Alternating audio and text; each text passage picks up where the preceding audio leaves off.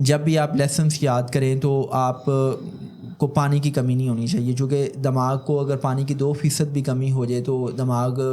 کیا کرتا ہے کہ وہ سلو ہو جاتا ہے، سست ہو جاتا ہے، کیونکہ پانی سب سے پہلے آپ کے وائٹل آرگنس کو جاتا ہے، پھر آپ کے دماغ کو ملتا ہے۔ صحیح ہے۔ تو اس میں یہ ہے کہ آپ پانی کی کمی نہ ہونے دیں، پھر گلوکوز کی کمی نہیں ہونی چاہیے، آئی مین کہ آپ کچھ کھا پی کے پڑھیں، پھر آپ اپنے بیڈ روم میں بیٹھ کے مت پڑھیں، کیونکہ اس سے سستی آتی ہے، آپ کے مائنڈ میپنگ اس قسم کی ہوئی ہوتی ہے کہ جیسے ہی آپ بیڈ روم میں بیڈ پہ بیٹھ کے پڑھتے ہیں تو میلاٹونن پروڈیوس ہوتا ہے، آپ کو نیند آنا شروع ہو جاتی ہے۔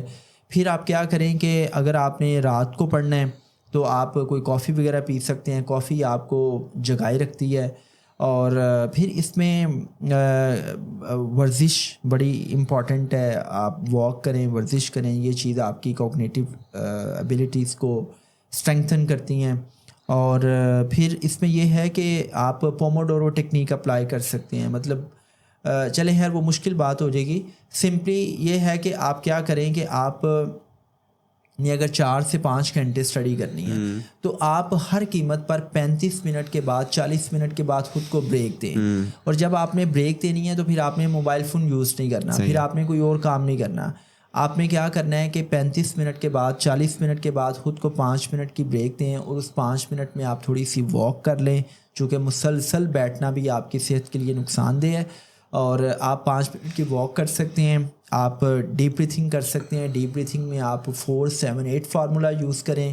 4 سیکنڈز میں ناک کے راستے سے سانس اندر لے کے جائیں، 7 سیکنڈز تک اپنی سانس کو ریٹین کریں، روکنے کی کوشش کریں، اور 8 سیکنڈز میں آپ نے آہستہ آہستہ اپنی سانس کو باہر نکالنا ہے۔ تو جب آپ ڈیپ بریتھنگ کرتے ہیں تو اس سے آپ مینٹلی فزیکلی ریجوینیٹ ہو جاتے ہیں۔ اگر آپ نے اپنے جسم کو بھی ریجوینیٹ کرنا ہے تو آپ پوری باڈی کو اسٹریچ کرتے ہوئے، پوری باڈی کو ٹائٹ کرتے ہوئے آپ ناک کے راستے سے سانس اندر کھینچیں، اور پھر پوری باڈی کو ریلیکس کرتے ہوئے، ڈھیلا چھوڑتے ہوئے آپ منہ کے راستے سے سانس کو باہر نکال لیں۔ ٹھیک ہو گیا۔ تو جب آپ اس طریقے سے ڈیپ بریتھنگ کریں گے تو آپ مینٹلی فزیکلی ریجوینیٹ ہو جائیں گے، اب آپ مزید 35-40 منٹ تک پڑھائی کر سکتے ہیں۔ لیکن اگر آپ مسلسل پڑھیں گے تو اس سے کیا ہوتا ہے، اس سے آپ کی جو ہے وہ پڑھائی پہ وہ افیکٹونیس نہیں آپ کو ملتی جو آپ کو ملنی چاہیے۔ پھر اس میں ایک اور چیز ہے، ڈیٹا یہ بتاتا ہے، اسٹڈیز یہ بتاتی ہیں، ریسرچرز یہ بتاتی ہیں کہ بھئی آپ کو سلیپ یونیورسٹی